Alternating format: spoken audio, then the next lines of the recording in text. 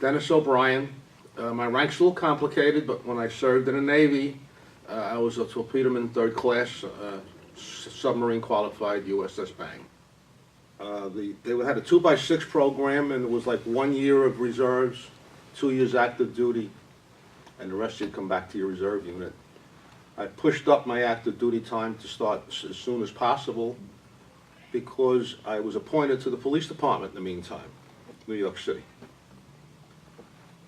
And I served on the police department until I went on active duty. They understood what my position was when they appointed me. They appointed me anyway. Treated me very respectfully and very well for the time I was in. Got notified for active duty. The police department separated me. A leave of absence for my full active duty time, unpaid. And then I did my 2 years active duty on the USS Bang. Philadelphia Naval Shipyard. What a great place to start. Because your submarine is taken apart and you're putting it back together. Well, the first time was up at dry dock in the yards.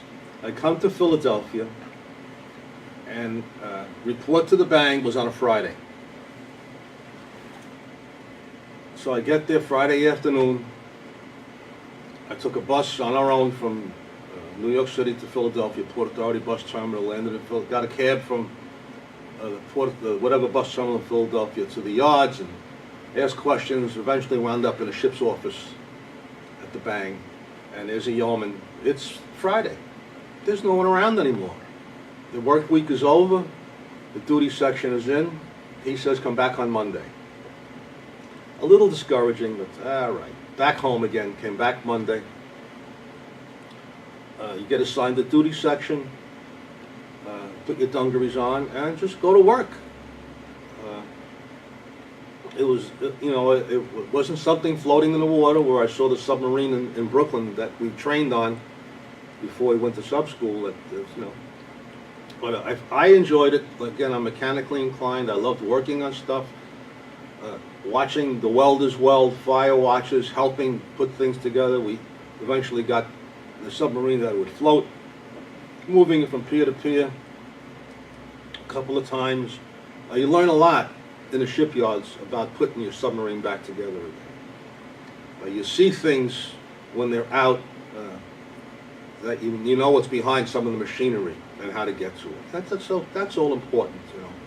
You definitely learn the shape of the bilges. You get inside the ballast tanks, you get inside all the tanks. It was a great, I personally think anyone going into a submarine should be forced to go through a shipyard first. And you learn about what the thing is made out of and how it boosts your confidence in this piece of machinery that you're going to go underwater with. Really good. And you have to go to sea trials after that and pray and hope that we did everything right in the shipyards, I passed my E4 test the first time around. I was a torpedoman. When I first went on the Bang, I was striking for a machinist mate or engineman. I'm very mechanically inclined. I love working on cars and engines and motors. And one of the torpedomen on a Bang took me aside, a perfect stranger to me. I'll never forget, black guy, his name was Marshall.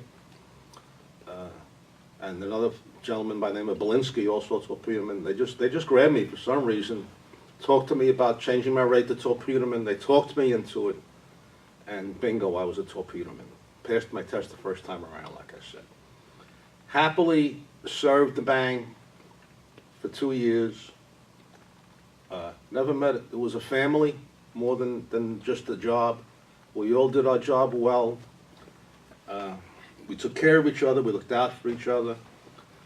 Of all the things I've done in my life, I've done a lot, the thing that I hold the most amount of pride in is having served on submarines. Aboard Bang for 2 years, never once among the crew would vary from 65 to 75 people depending on our operations, and never once was there an argument or a fight amongst the crew members. And that's not easy to do when living close quarters. I call it a real submarine, the World War II diesel electric. People I meet after that served on nuclear submarines. You know, I kind of laugh at them when they tell me they served on this SSN or an SSBN. I said, you don't know what it's like to serve a real submarine. Our conditions weren't the greatest in the world when at sea. Forget about showers. You can wash your hands, your face, brush your teeth. And if we were at sea for an extended period of time, we do work when we're at sea, and sometimes we get sweaty and smelly. Lots of powder, lots of spray right guard, even draining condensation out of the air conditioning units in a bucket of water. Take a shower or a bath or a douche in condensation. One of the times we took a dive, it was in the winter time. Groton, Connecticut is horrible. There was ice forming around the hatch in the after battery, which drops down into the dining kitchen area. Rig ship for dive, green board, sir, down we go.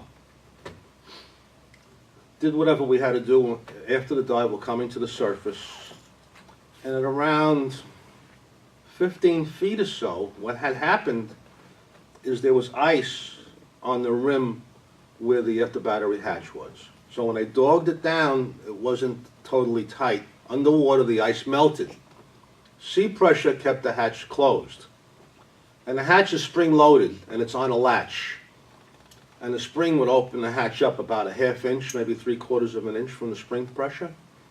So when we reached the point that the sea pressure was not enough to keep the hatch closed, it popped about 18 feet of seawater. You know, that's our depth when that happened. So it was flooding.